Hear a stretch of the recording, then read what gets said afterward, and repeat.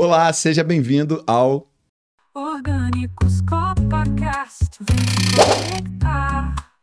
Copacabana é o lugar de amor. Orgânicos Copacast. Eu sou Eric Costa, estou acompanhado do meu sócio José Florencio. Nós somos da Corretores Orgânicos Imobiliária, uma imobiliária especializada na compra e venda de imóveis aqui em Copacabana. E o assunto que a gente vai trazer hoje fala para você que é proprietário aqui de Copacabana, você que é inquilino de locação fixa, de locação temporada, você que aluga imóveis por temporada, você que...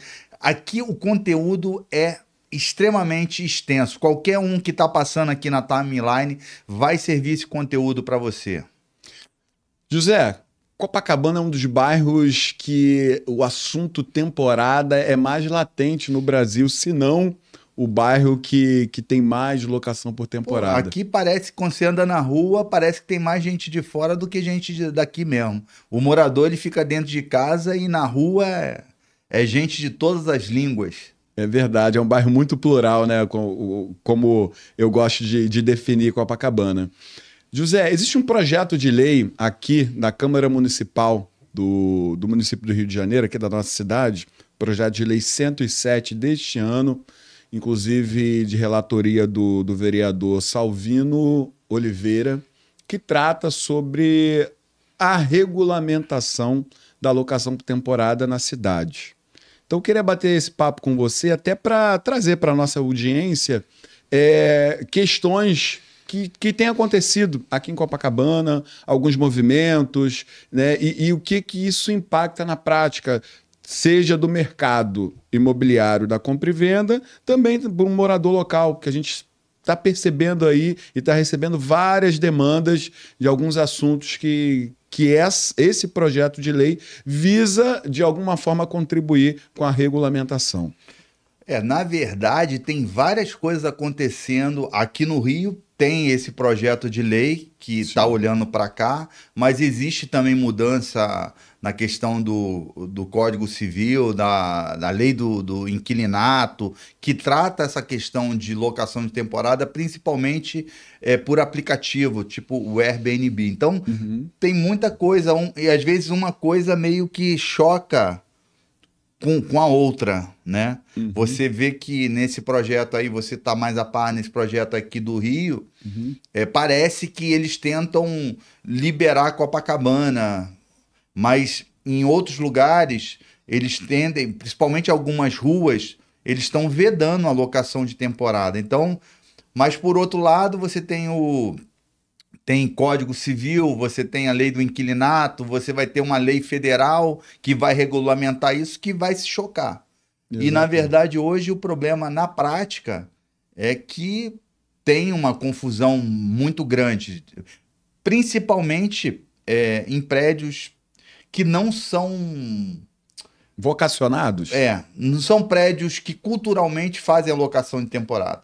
Porque quando o prédio já faz por temporada, a maioria dos apartamentos são de temporada, tá todo mundo ali pagando de certa forma o mesmo preço. Mas com essa lei, não sei se você vai trazer a informação da mudança do Código Civil, que fala que vai ser vedado de certa forma, né? Sim. Vai dar um loop, né? Assim, já entrando no assunto, hoje a gente não tem uma proibição, né? Então, o que a maioria das pessoas estão entendendo hoje? Como a convenção não proíbe, eu posso fazer. Só que vai ser o contrário, vai existir uma lei federal proibindo, e para que as unidades atuem na locação temporada, ali os proprietários possam usar os seus imóveis para locação, vai ter que ter uma previsão legal nas convenções ou decisões de assembleia. Então vai ser o contrário. Hoje em dia não se proíbe, para proibir tem que estar escrito em algum lugar.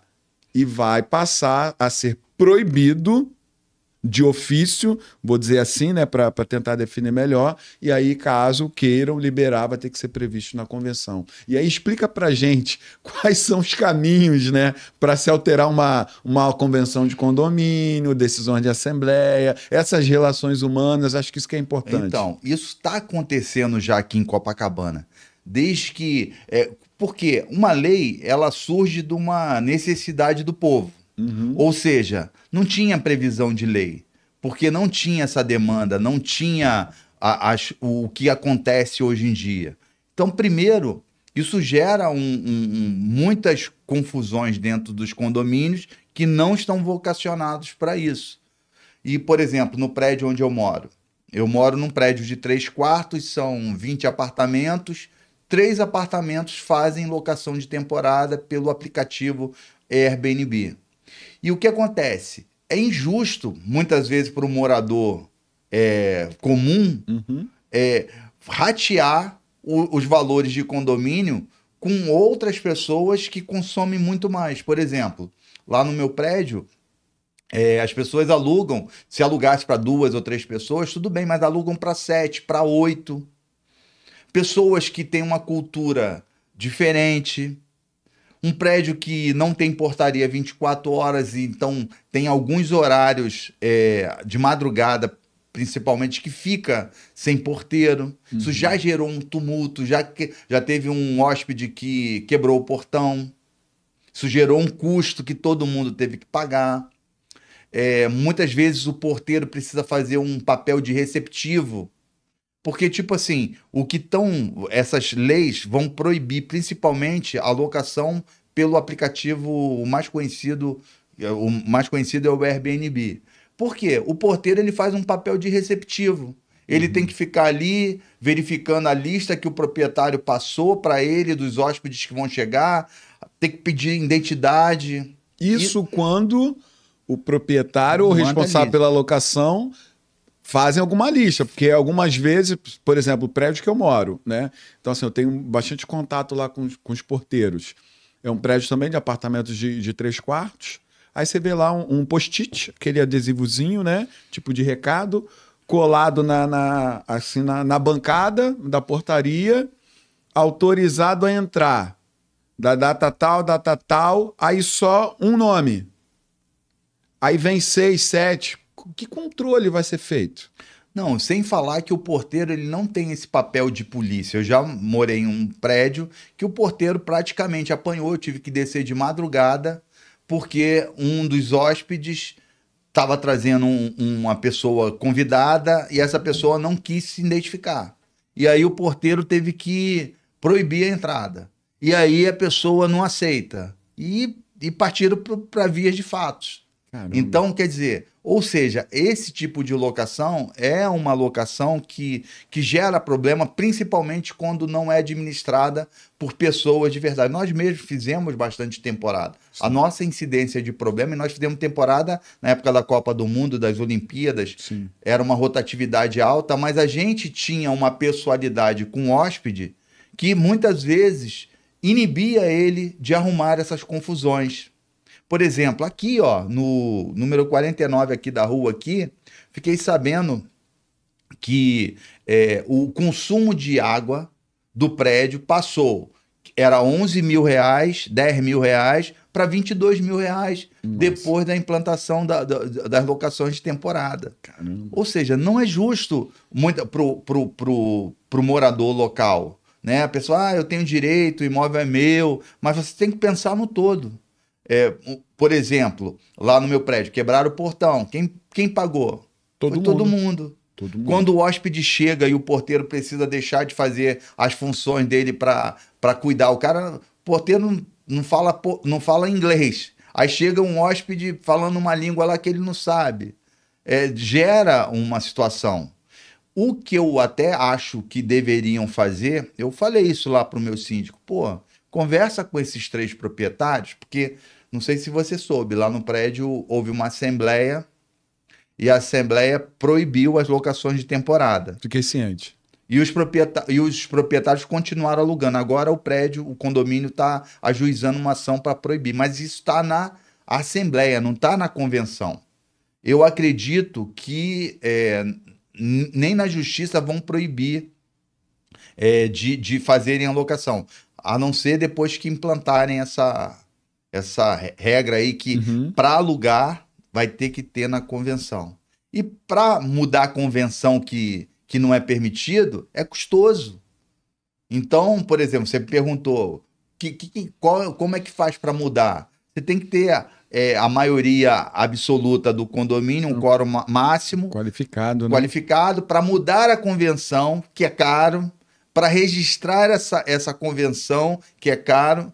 E aí, num prédio onde a maioria não faz a locação por temporada, eles não vão apoiar isso. E aí é que está acontecendo uma mexida no mercado muito interessante. Conta aí pra gente. Qual a leitura que você está fazendo? A gente já conversou lá na imobiliária. Eu tinha previsto Inclusive, isso. você já soltou um vídeo Eu tenho falado isso teu para os canal. corretores.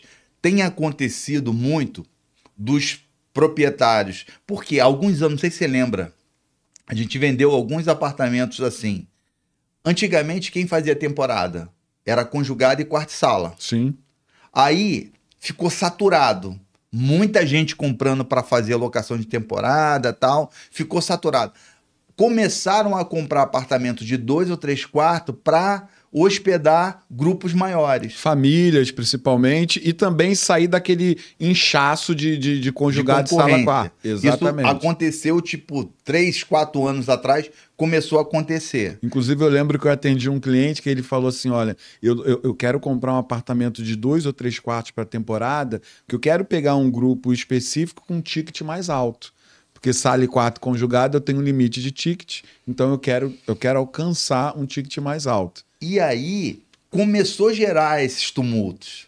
Porque eram os prédios que não tinham locação de temporada. No prédio quarto, sala e conjugado tem 100 apartamentos. Dos 100, 60 faz aluguel de temporada. Então, quem está morando ali, ele já está pagando o dano. Mas nos prédios que você não tem, você vai ter essa incidência. Por exemplo, tem acontecido muito, eu tenho reparado o Gabriel atendendo um cliente, teve uma cliente que ele atendeu essa semana, olha, a cliente vendeu um apartamento de 3 quartos num prédio que agora está sendo proibido, aceitou a proposta, era um imóvel que estava no mercado já há um bom tempo, ela queria vender por 1.200.000, acabou fechando por 1.050.000, por quê? A corda começou a apertar, muito provavelmente no prédio, eles começaram a coibir, a proibir, e mesmo que o proprietário, ele ganhe na justiça, ele consiga, eu vou continuar alugando, ele se indispõe no prédio. O hóspede, quando chega, ele vai ser maltratado pelo porteiro, ele não vai ser bem acolhido. Isso gera avaliações negativas, e aí a pessoa começa a sair. Então, por exemplo, esse apartamento foi na Xavier da Silveira, ela vendeu e por um acaso ela fez contato com a gente num apartamento. Olha, ela perguntou para o Gabriel, permite aluguel de temporada? Permite, mas vai mudar? Ou seja, o cliente já está querendo a certeza que um determinado prédio não vai mudar. E não tem como passar isso em prédios de 2 ou 3 quartos, que são 2, 3 ou 4 por andar. Esses são bem arriscados, né? Porque, como você disse, eu usei a palavra, não são vocacionados para esse tipo de atividade, né? E, por exemplo, um outro apartamento na Francisco Sá, que a gente viu que o proprietário fazia locação de temporada e teve que vender porque começou a ter uma incidência no meu prédio. Era permitido. A gente vendeu um apartamento lá para uma senhora que ela mora no apartamento, mas viaja muito e aluga por temporada. O que vai acontecer, na minha opinião? Vai acontecer o que essa senhora, que eu falei que estava querendo 1.200.000, fechou por 1.050.000. As pessoas vão vender os apartamentos de 3 quartos. Você está querendo dizer, então, que é possível que apartamentos de 2 ou 3 quartos comece a ter uma quantidade maior de oferta e, por conseguinte, mercado se autorregula. Quanto mais oferta, menos procura. Então, isso atinge diretamente no preço? Sim, e no preço de aluguel também. Por quê? Copacabana inflou muito os valores de aluguel nos últimos tempos. Sim. Conjugado e quarto e sala, valor tá absurdo. Por quê? A maioria dos proprietários alugam por temporada. Sim. E alugando por temporada, falta imóveis para aluguel fixo. Nos apartamentos de 2 ou 3 quartos, a mesma coisa. Então, só que agora no 2 ou 3 quartos, os proprietários não vão ter, vai ser, eles já estão prevendo que vai ser proibido, e o que eles estão fazendo? Estão se antecipando, vendendo esses apartamentos. Esses apartamentos, vai acontecer exatamente isso, uma oferta maior de apartamentos de 2 ou 3 quartos, e a diminuição de preço, tanto para locação fixa. Você vai ver que os aluguéis fixos de 2 ou 3 quartos aqui em Copacabana vai dar uma desacelerada, porque vai se tirar da temporada, vai migrar para locação fixa ou migrar para venda, para que essa pessoa que venda consiga comprar apartamentos de quarto e sala. Entendi. Em prédios que não vai ser proibido, que foi o que aconteceu com essa cliente que ligou lá pro Gabriel. Ela falou: não, eu quero agora um apartamento de quarto e sala, porque a chance desse prédio proibir na convenção é muito menor. Em outras palavras, você também está querendo dizer que a incidência de investidores na compra de apartamentos maiores vai dar uma diminuída? Aqui do mercado local, que estou querendo dizer, A em Copacabana. incidência... Por exemplo, o investidor ele quer comprar um apartamento, via de regra, para explorar ele durante um tempo na locação por temporada e depois ele revende. Porque a finalidade dele é negócio, né? Obter receita. Já o comprador comum, ele vendeu um imóvel, né? Porque a família cresceu ou a família diminuiu, ele vende aquele e compra um outro. Esse movimento natural, que é a permuta constante que você, inclusive, fala bastante. Especificamente de investidor, estou querendo dizer assim, aquelas pessoas que compram especificamente para explorar na temporada. E para apartamentos maiores, esses investidores eles vão dar uma sumida de Copacabana?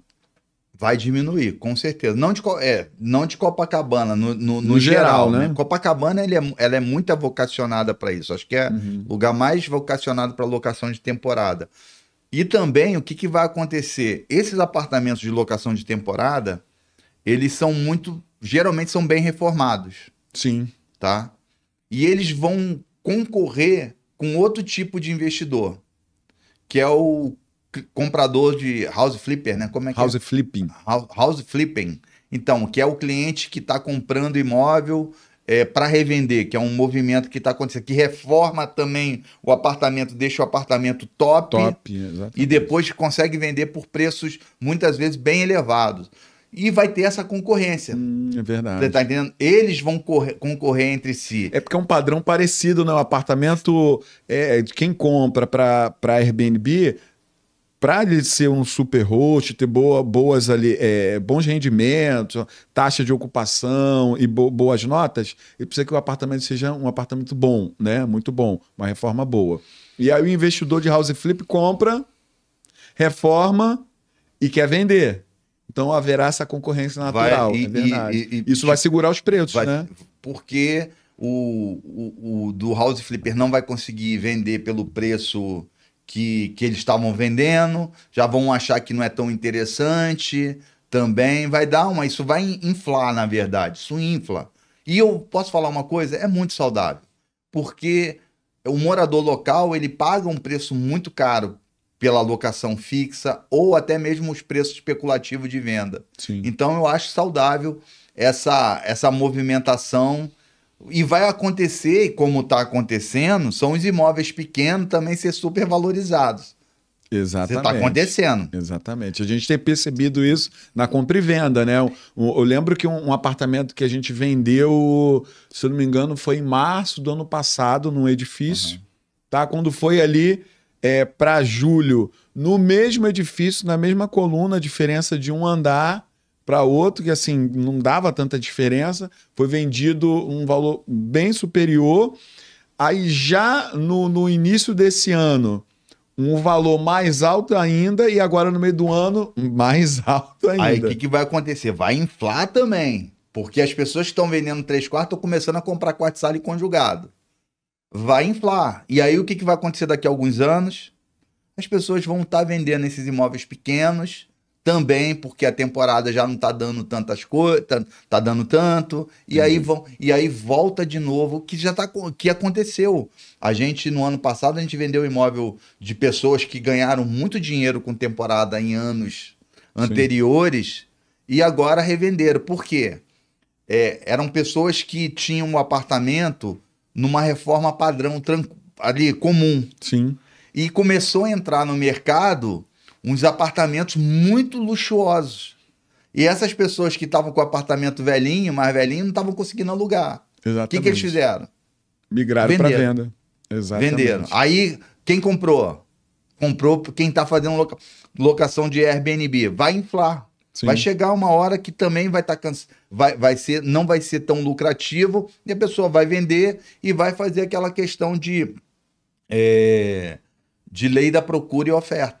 A gente está falando aqui de questões de forma preventiva, né? Essa conversa, essa atualização do Código Civil, inclusive eu estava dando uma lida, o Código Civil são um pouco mais de 2.000 artigos, né? Então, assim, existe uma proposta de atualizar mais de 1.100 artigos, ou seja, mais da metade do código, né? Então, assim, deve ser um novo código. Ano que vem é um ano eleitoral. Não acredito que a alteração do Código Civil seja no ano eleitoral. Eu, particularmente, não acredito. Não sei qual a tua percepção. Aqui no Rio tem esse projeto de lei 107, que o relator, inclusive ontem, teve mais uma audiência pública. Ontem, hoje é que dia? Estou perdido. Hoje é 29, 30. Hoje é 30 de setembro. Ontem, dia 29 de setembro. Dia da gravação, tá? Não o dia do vídeo no ar, não. Teve mais uma audiência pública, foi trazida ali algumas questões, já está abrindo mão da cobrança do ISS, já está permitindo algumas coisas em Copacabana que no início iria proibir, principalmente ali aluguéis por temporada na orla, agora já vão ser permitidos de acordo com o que foi falado ontem, né? Então, assim, não sei se esse projeto de fato esse projeto de lei vai à votação esse ano ainda, né? Não sei se vai, mas assim, de forma preventiva, José, o que você dá de conselho, primeiro para o proprietário que mora no edifício e está tendo perturbações por conta da temporada? De que forma esse proprietário ele pode agir ou contribuir para a melhora da convivência, né, e do debate em relação a isso? Uma pergunta. E outra pergunta para quem pensa em comprar para investir na temporada, qual o conselho que você dá? Tá. Assim, primeiro, o morador comum que mora num prédio tem que ter paciência. Nesse momento de conflito, eu acho que os que fazem aluguel de temporada, por exemplo, os 3 lá do meu prédio, eles deveriam chegar para o síndico e falar assim: síndico, olha, eu entendo que a gente traz um custo maior para o condomínio.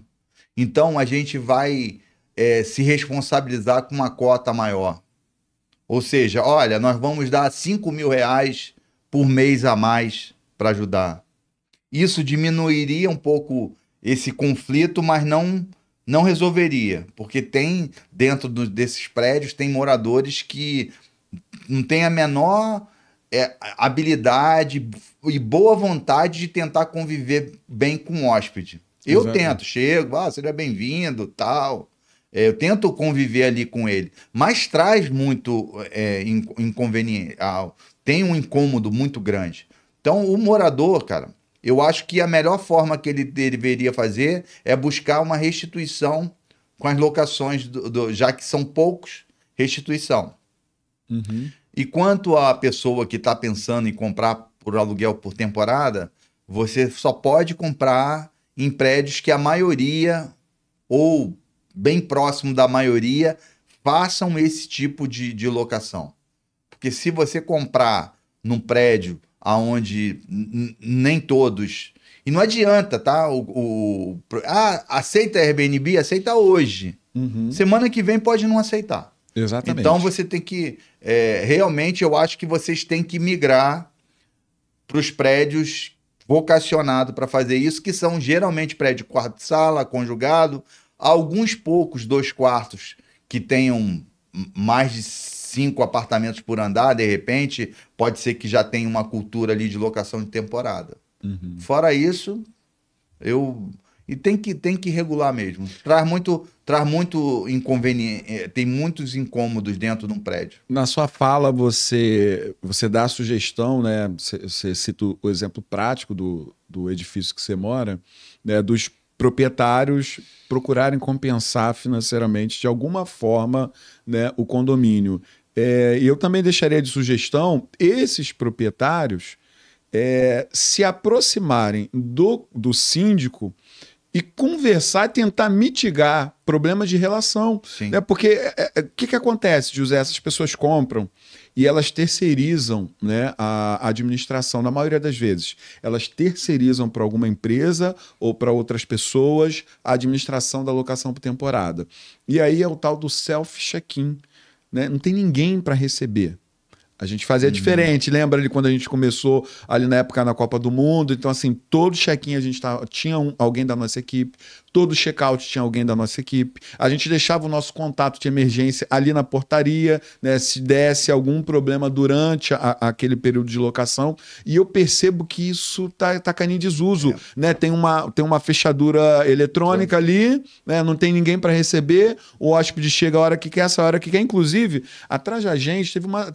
na rua de trás, aqui da imobiliária, não sei se você lembra, teve uma senhora que nós vendemos o apartamento dela e ela comprou um outro apartamento, ela vendeu um 2 quartos, 2 ou 3 quartos de 90 metros, não lembro, acho que era 3 quartos, e comprou um apartamento de sala e quarto para investir na temporada. Só que o prédio não tem portaria 24 horas. O que aconteceu? O hóspede self-check-in, o hóspede saiu e deixou a porta do edifício, o portão do edifício aberto. Deu um salseiro, parece que alguém entrou lá, mexeram na portaria, as câmeras registraram e mostraram para essa proprietária que foi o hóspede da unidade dela.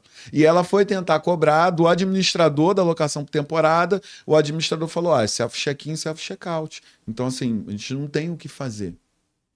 É exatamente isso daí, porque, na verdade, a solução não está no morador comum, está no que faz o host. Exatamente. Na verdade, e só que são pessoas, às vezes, muito egoístas, que não querem saber, não conseguem olhar para o lado do outro e ver que aquilo cria um incômodo. Ao invés de chegar junto e ela mesmo chegar, olha, vou pagar o custo do arrombamento portão. Aí do portão. Não, vai brigar, vai bater de frente, vai falar, não, isso aí podia ter acontecido na mão de outro também. Então, tudo isso é realmente a questão de relacionamento. Eu não vejo como solução amenizar, eu acho que isso vai escalar, porque esse problema que eu falei, que ele falou aqui, é só um. Por exemplo, aqui no nosso quarteirão, polícia bateu semana passada lá. O porteiro tava me falando, pô, deu uma confusão com hóspede, convidados, não sei o quê. E, poxa, o morador local, ele tá ali, é família. Então, cria incômodos que ele não causa. E aí vem uma pessoa para ficar 2 ou 3 dias e cria um transtorno. Não é justo.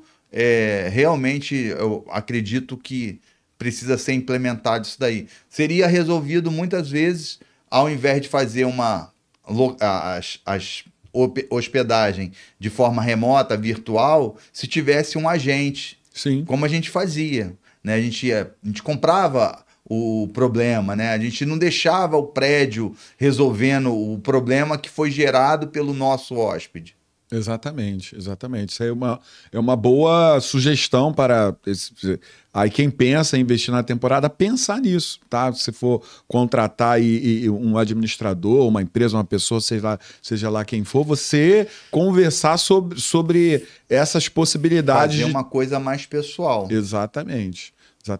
José, deixa aí suas considerações finais, o que você mais percebe, assim, apesar de tudo que a gente falou até agora, que seria mais interessante que as pessoas, eu digo assim, questões humanas, tá? Porque tem coisas que não adianta, não vai ser o dinheiro que vai resolver, não vai ser uma multa, não vai ser uma proibição. Assim, o que está faltando para as pessoas, né? Assim, bem focado nessa questão da compra e venda e locação por temporada, para que esses problemas eles sejam mitigados. Resolver 100% não vai, né?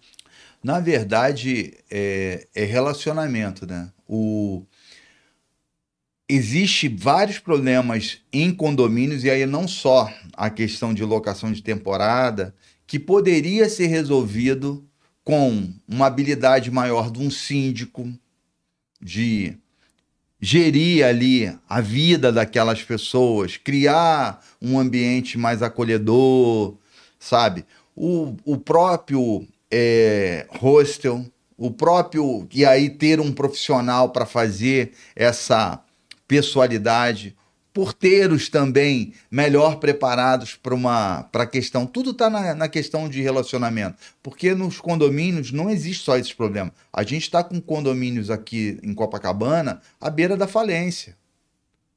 Prédios que estão no vermelho há muito tempo e que você, dentro do prédio, você não tem uma harmonia, as pessoas não se dão, então ninguém se junta para criar solução. As reuniões de condomínios, as pessoas não vão porque sabe que vai ter guerra. Então, na verdade, falta muito habilidade humana das pessoas para conviver em condomínio. Viver em comunidade. Viver em comunidade. Isso é uma coisa muito maior do que a gente imagina. E a lei vai só ali fazer um trabalhinho, mas ainda vai continuar.